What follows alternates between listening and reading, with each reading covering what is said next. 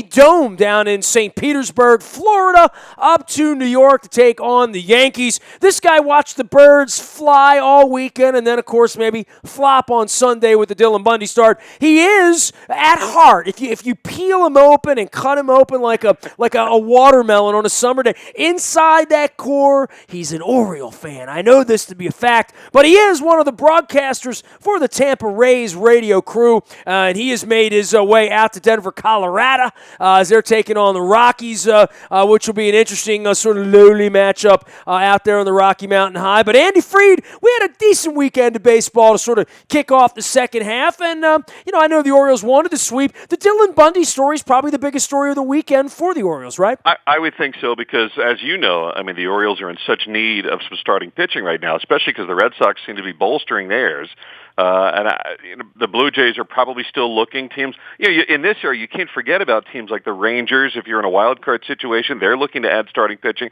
So if Bundy could be that guy, then obviously it lessens to tell your fans there's good days to come, many good days. Now, I don't know if he is a guy that the innings are going to be able to allow him to go that far deep into a season if he's even throwing 5 innings to start. But from what you see out there, you can't help but like it. Well, look, you went through all of this. Give everybody your background. I always have to do that because we're always sort of resetting stuff here, Andy. But, you're a kid from Ellicott City. You went through all the years with the Orioles. You know as much about Orioles history as I do or Luke does or anybody else. It's how you get your gig. But your gig, and you've made your home and your life down in Tampa. But you remember the Juan Bells and the Manny Alexanders and, all the Ken Gerhardts and the Craig Worthingtons and the Jim Fuller. All the, Dylan Bundy's that guy, right? He's the guy we've heard about forever, like Ben McDonald was, right? And you just want to see him get in there. And Luke and I have gone back and forth on this earlier today, about what you really expected out of him. And maybe I was just being an idiot. Even, at my advanced age, I thought they were going to let him throw 90 pitches and let him go to the 6th inning and look like a starting pitcher. I know they're babying him a little bit. I know he's coming back from an injury. And it was very, very clear to Buck, to me, to you, to everybody in the world that once he got to 55 pitches, he started huffing and puffing. My wife looked up and said, boy, he's sweating. And a little insider, my wife threw off that mound last year. She's like, I threw off that mound. It's like air conditioning. There's wind blowing down there. I don't know why he's sweating so much. But in the case of Bundy, I think because he's been that legendary cat, we're all be there for a little while, but I can see how eventually he could be there. It's funny. He actually did remind me a bit of Garrett Cole, who, if you might remember in that draft in 2011, he was 4th. Cole was number 1 overall. They have similar builds. I think Cole is a little bit taller. But when I look at a pitcher, I look for a thick lower half, and he's got those strong-looking legs, and you can tell just from his delivery that he gets a lot of power from his legs, which will hopefully allow his arm to be able to recuperate. Look, he's not going to suddenly go out there and throw 90 pitches when he's been maxed out at about 50 maybe in multiple relief outings. But I don't know. I look at him and I see a guy that could be really good because I saw 3 top quality pitches today from a guy that was making his first major league start. And the other thing too is that I found myself talking about this on the air today. Sure, he missed time with the Tommy John surgery, and sure, he missed time with the shoulder situation a year ago. But he's still young. You look at the guys from that 2011 draft. Those are guys that are just starting to break through now. Whether it be Francisco Lindor or a couple of the Rays guys aren't even close at this point. So I think the Orioles are in pretty good shape with Bundy, but I do think they have to tread carefully. When you have Tommy John surgery, and we're dealing with this with Matt Moore right now, he's only gotten good again about a year after coming back to the major leagues. And look, I know he had the Tommy John at 13, but this is a guy who is totally undeveloped. So, if you look at his age, he's still 23. I think there's a tremendous upside for Dylan Bundy. And, to me, the guy that befuddles me a bit in the Orioles rotation is Kevin Gausman, because I look at his stuff. It's every bit as good as Bundy's, with maybe even one other pitch that Bundy doesn't have. He has a couple of different breaking balls. To me, Gausman's a guy that should be better than what he is. But look, we said that about Arrieta. We've said that about Tillman. We've said that about Britton when he was a failed starter. We said that about Mattis. You go through these guys. Nowhere are there more failed starters. You can fill up my radio all day with that today because I had you guys as the best team in the division. And boy, am I looking like a fool in July right now, right? I'm looking like a larger fool than you because I'm supposed to know this team through and through. And I thought, and I really, honestly, Nestor, felt this. I thought that our pitching staff is going to be at least the starting pitching staff. I had definite questions about the bullpen, but the starting pitching staff, I thought was going to be the envy of the league and be right up there with what the Indians have these days and guys like Salazar, Carrasco, and Kluber and those guys. I really thought so. And I'll tell you what, the Rays front office is downright befuddled by it. And whether it be Kevin Cash, Mount Silverman, whoever, no one could have ever predicted that our main four starters, Smiley, Moore, and Archer and Odorizzi, would all be having subpar years. I mean, maybe looking back, all right, maybe I drank the Kool-Aid too much. Maybe I bought into it too much. But I don't think all of us could have been. I've said this on the air. How could so many of us been so wrong about so many pitchers?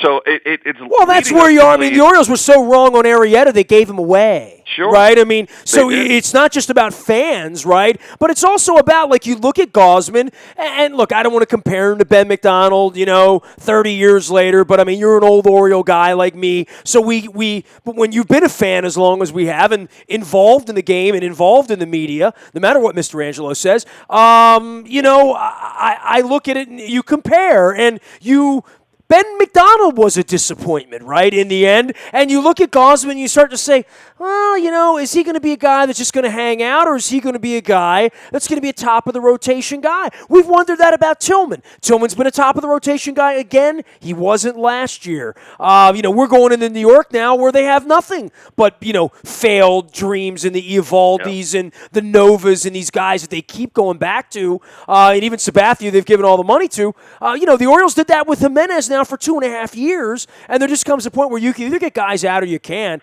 and anything that happened in 2014 means nothing in 2016. Well, I mean, if you want to go back to Orioles, I mean, I'll take you through Eric Bell and John Habian and Sure. J.D. Bautista and Ozzie Peraza. Remember Dave Ford in the late 70s? These guys were all supposed to be pretty good. These young pitchers are so volatile and unpredictable. You just don't know which way they're going to go. But with Archer, you thought you had a real thing, right? I mean, once somebody comes to the big leagues and has that kind of success, you just sort of project that out in spring training. We all do, right? Yep. And I look at it back, we've been spoiled. I mean, we had, Scott Kazmir and James Shields. Shields passed the baton to David Price. David Price passed the baton to Alex Cobb. Then he got hurt. He passed the baton to Chris Archer. We thought, all right, this is just going to be the next one in line. But ultimately, you look at the last... That's a hell of a pipeline, by the way. That's very impressive, the way you rattled all that off, because we don't have that here. A lot of places don't have that, right? Well, we're hoping we still have it. And with the Rays situation, we were counting it up the other day. The Rays, over the last half dozen years now, have traded away 10 starting pitchers. I mean, when you think of Shields and you think of Price and, on and on and on, and Garza was a guy that we had to trade away. And so we're hoping to get guys when they're young before they start making a ton of money when we have to trade them away. So it's kind of, the cost of doing business for the Rays. Taylor Guerrero, guys that you haven't heard of now, but that's what we're kind of banking things on. And then the question is, of the four guys that have really failed this year overall, which are aberrations?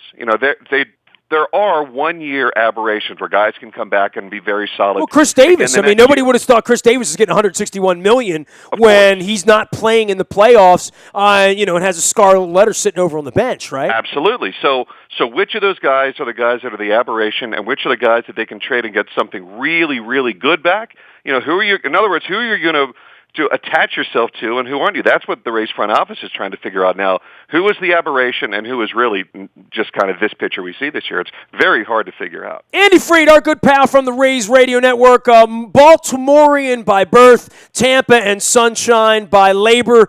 He is laboring with the last place Rays as they go out to take on the Rockies, but spent the whole weekend with the Orioles, and it's always fun to visit. And, I did the rock and roll thing last week, By the way, you got a great name for rock and roll, right? I mean, the whole Freed last name, you coined the term rock and roll, right?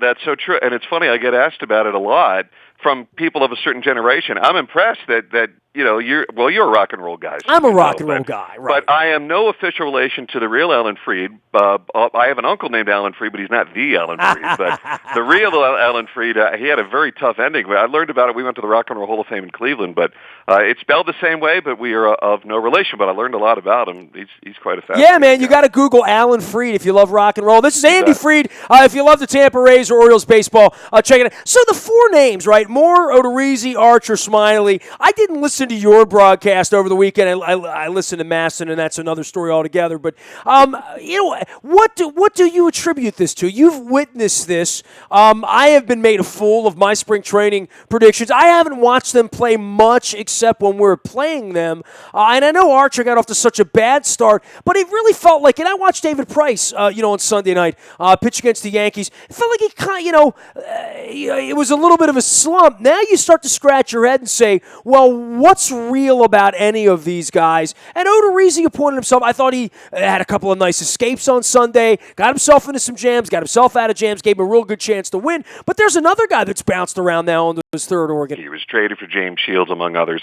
So it's not like he was a throw-in. It's not like, Archer's been traded twice. He was with the Indians and traded for Mark DeRosa. Back in his early days, and then he was with the Cubs and traded us in part for Matt Garza. So these guys have been traded, but it's because they are prospects and were prospects, not because they were kind of throwing guys or failures within that organization. Prospects, not suspects, as they would say. That's exactly right. I mean, in terms of the Rays, look, the questions I had going into the year for the Rays were the bullpen.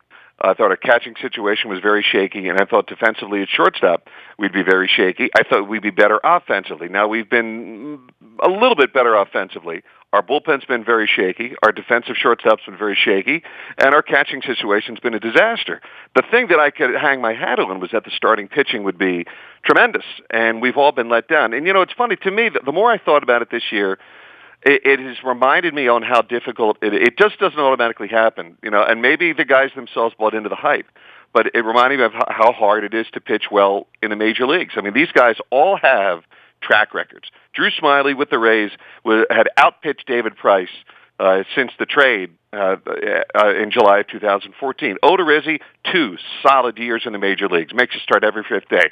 Archer looked like he was becoming one of the faces of baseball, and Matt Moore, and coming back from Tommy John, I thought he'd be the guy that would kind of bring up the rear. So these are guys that, they weren't just flashes in the pan. They had legitimate track records. That's why we're trying to figure out who's just having a bad year and who's maybe just this guy now. And they're not hurt, right? I mean, in the case of some of these guys, they get hurt, or, Gallardo, it's kind of obvious things are wrong with him. These guys are healthy. These guys have taken the ball, healthy, right? Made every start the whole year. Right. It's weird. It's hard to figure. This game, I'm telling you, man, this game of baseball is just bizarre. I mean, I was with you. I watched David Price on Sunday. I've seen him pitch about 4 or 5 times this year, and he's got a 4.5 ERA. He makes $1 million a start for the Boston Red Sox. I mean, talk about a guy with a proven track record. So how in the world could they have predicted that? And I don't know. Good luck for every time. I'll give you this. When I interned with the Orioles, I got a chance, as many of us did, who were down there in the press box at the time, and I'm sure you did too, got a chance to talk to Rex Barney, of course, who was the PA announcer and, of course, a player himself, and was a legend in so many ways, and just a sweetheart of a guy. I can remember one time sitting down there in press row, and there was some guy that came along. Honestly, I couldn't tell you who it was to this day, but he kind of acted like he had kind of figured the game out. And I remember Rex saying, if you ever meet somebody that thinks they have figured baseball out, you know that they are a BS artist. And he's right. You'll never figure this game out. Every time you think that you've got something figured out in this game, whether it humbles you or it confuses you, you just can't figure it out. I think, to me, that's the enduring love of it I have, is that you, more than any other sport, you just can't predict which way this game is going to go. Look, the best teams lose 60 times, the worst teams win 60 times. So how does that make sense over a course of 6-7 months? Andy, over the next 10, 12 days, all of baseball is going to be watching the Yankees, and whether I've said it's a very, very sensible thing for them to do at this point. Well, to me, the interesting part of it is that it sounds like, from the reports, and who knows what you can believe, is that there really is inner turmoil within the Yankees front office, that you've got their ownership, and they don't want to sell guys off. And you've got Brian Cashman, the GM, who, I mean, look, that guy has a tremendous track record as a GM who wants to trade some of these guys off to replenish. He's never had the chance to go other than with a checkbook and raid other teams, right? He's never had that chance. Nope. That's exactly right. And I'll tell you, the other thing I've learned, too, is that, look, all teams overrate their prospects by design because you want to get what you can back. But New York and Boston, it becomes public that they have so many can't-miss guys. Well, most guys do end up missing. So whether it be Aaron Judge or some of the young pitching that the Yankees have, I mean, it's supposed to be good, but who knows really how good it is? That's when you really have to lean on your scouts because, you know, if you believe what you read, then the Red Sox are loaded with Benintendi and Yohan Moncada, and the Yankees are loaded with their guys. But I tend to think it's probably lesser than that. I get a kick out of talking to the scouts that really do get a chance to see these guys, and you get mixed reviews. It all depends on when you see guys, but that's the risk. And look, from the Rays standpoint, we're banking on that all the time. We're banking on our scouts to have the right information. That's how we were able to get guys like Logan Forsythe for hardly a song. Didn't give up much for him. Alex Torres.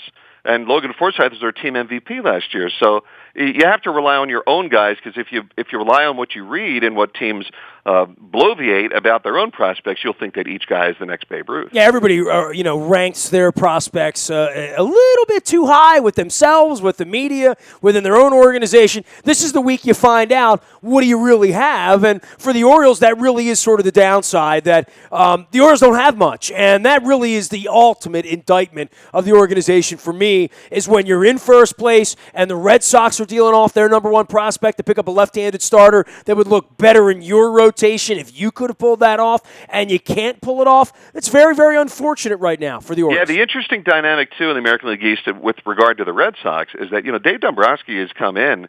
He has no emotional attachment, no attachment whatsoever to these young guys that he's trading off right now. So time will tell whether those are good moves or not, but he's trying to win right now. He's trying to be. Well, he's only going to have Ortiz for the next 90 days or like that, right? I mean, this is a limited time offer, and he's getting a huge year out of all of these. You talk about your pitching stinking all at the same time. What about those hitters and Betts and Bradley and Bogarts all coming on at the same time? It's almost Yankees mid-90s kind of scary, right? Well, I mean, they definitely have a core of guys. I mean, look, they went through some very hard times with Jackie Bradley Jr. That guy looked like he was just going to totally flame out. And Bogarts. And Bogarts. But Bogarts was much younger. I mean, Bradley Jr. was a college on my fear. And look, I like the Orioles. If it's not going to be the Rays, I absolutely want it to be the Orioles. But I see starting pitching problems, and I know those are questions from within the organization that are wondering, and I see the Red Sox maybe it's a better team right now, but and if you gave me $1 right now and said, "Are they going to win the division?" I would say no. I mean, I'm not. I love the way they hit the ball. I just, when you don't have an answer for the fourth or fifth starter and you don't have the ability to make a trade, and your number one rival is kind of all in and has been willing to spend more money, take more risks, they have a GM with very little at stake. He's being judged on whether they win the World Series this year or not. Dan Duquette's not being judged on whether he wins the World Series or not. There's not that sort of pressure here. There hasn't been that kind of pressure here in 3 decades, quite frankly. Well, a decade and a half at least, until we kind of realized Angelos wasn't going anywhere. These next 10 days are going to be pretty crucial, I think. And right now, they're in first place, but I wouldn't bet the dollar on them. I would bet the dollar on the Red Sox if I had to. I'll tell you what, I think the Orioles has really missed Wei-Yin Chen, because that's a guy that you could pencil in for 30 starts. You Stable, man. Stable. For his innings. And I think that when the Orioles got Gallardo, because he's a guy that throughout his career throws 200 innings every year and 30-some starts. To me, he's almost like a linchpin guy for the O's. I mean, we've seen him the last 2 times, and he's looked awful. And yet the Rays have kind of let him off the hook because we're not a good hitting team. But a good hitting teams are going to roast him if he's going to pitch the way he's done against us. I mean, and he knows that. He's been around the block. It's one thing to be a young pitcher and not know what you're doing or why you're getting shelled. Gallardo knows. He should. I mean, I think if he comes on, then I think he becomes a very important pitcher for the Orioles. Somebody's got to chew up these innings. and it's either going to be him or it's going to be, Mike Wright, or it's going to be Tyler Wilson, or it's going to be Dylan Bundy, or who knows. But, the other team to think about, too, with regard to the American League East, because free agency is about to ravage the Toronto Blue Jays. You talk about a window closing for them. Bautista and Encarnacion at the end of the year are probably both going to walk.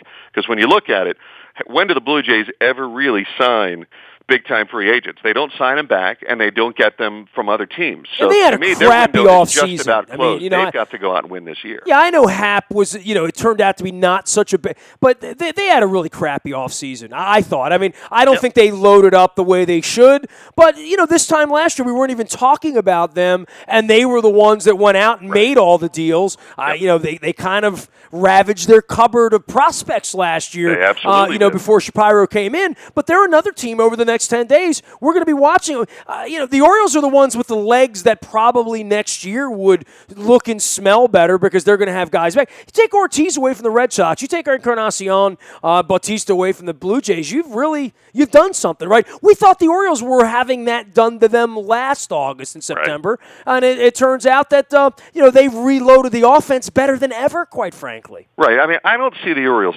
tanking, but I don't see them running away with the division. But I see them being in the mix. I mean, I could paint you a picture where they do win this division. I could probably paint a picture a little easier that they're in one of the wild card spots. But I think they're good. And I'll tell you one thing, in seeing the Orioles, and I'm reminded every time we play them, that I wonder if the fans take it for granted, I know I don't, is that I think the Orioles by far have the best infield defense in the division. When you look at Machado and Hardy and Scope, who gets hidden on this team, my God, the guy should be an all-star, for goodness sake. And Chris Davis is a very underrated defensive first baseman. That is the best. I mean, it's not close on who's the best defensive infield in this division. And that will make that pitching a little bit better. And that, in a close situation, it could put them over the top. Every ground ball becomes an out. It almost doesn't matter where it's hit on the Oriole infield. And you think of the great Oriole teams, they were always good defensively in the infield. So that to me is a major edge that when people define teams, they, I think, miss it too much. When I look at that Oriole in head and shoulders number one. Well, when you start talking about Scope and Machado, and Machado eventually will be a shortstop, I guess. It'll start to look a little Trammell-Whitaker-y, won't it? Oh, I absolutely think it will. And Hardy's one of those guys too that if he stays healthy, I never quite know how he does it. I mean, his throw looks awkward, everything looks a little bit awkward, but the ball always gets the first just in time. I was reminding people on our broadcast on Sunday, Chris Davis was a third baseman. This guy has great reactions over there. He looks like he'd be one of those big lumbering guys, but he saved several bases. He's an athlete. I mean, that's obvious, right? I mean, yeah, he's athletic. Yeah. He's very good. Yeah. And he's got soft hands over there. He really does. Andy Freed doing all things Rays baseball. He's out in Colorado, and hey, man, I'm sorry you guys sucked this year. I mean, I really thought Me too. Yeah, I know, and we've been through this, and it's tough, right? It's tough for Cash. It's tough for you guys traveling around. It's tough for the players. They're out there. They're just not good enough this year, but certainly some signs of life over the weekend. I don't look at them and say they're woefully out in the weeds the way maybe I saw the Padres or maybe you'll see the Rockies, right? I don't see them as that far gone because of the pitching and because I still am sort of bullish on Smiley and Archer and these guys as not to be – I'm more bullish on them than I am for like Gallardo and Jimenez at this point. Right. I mean, I want to be bullish on them, and I certainly was, but I'd be lying if I said my confidence wasn't at least a little bit shaken. To me, the interesting – and look, we're in baseball, so how bad can life be, but overall? But it's a heck of a lot more fun. We don't really work. Games. Don't tell anyone. But I'll tell you this. For a second-year manager, Kevin Cash, it's been very interesting just – we've been a long time without having a young or new manager around here, so it's been interesting – to step back a little bit and see, all right, how's he doing here? How is he dealing with this? And Kevin has talked to Joe Madden, and he has talked to Tito Francona, and he's talked to guys that have had an effect on him. And how do you get through these rough moments? How do you navigate this as a manager? And that what every veteran manager has come back to him and said is that you've got to remain consistent in your attitude. You can't bring a bad mood to the ballpark. You got to check in with your guys, and I think Kevin's doing a really good job at it. Look, there are days, and I'll tell you this, leading into the All-Star break, and even a bit coming out of it, that we knew, and he didn't show it on the air, how frustrated he was, and just how down you can get in these moments when we've had an 11-game losing streak, we've had an 8-game losing streak. I mean, this team. I think it ended up losing 24 out of 27. I mean, that'll test anybody's patience, but he's coming through it okay. But I'll tell you what, it's a lot of on-the-job training for a guy that's never done it before. Kevin's trying to learn how to do this because it's not, everyone loves to ride the good wave.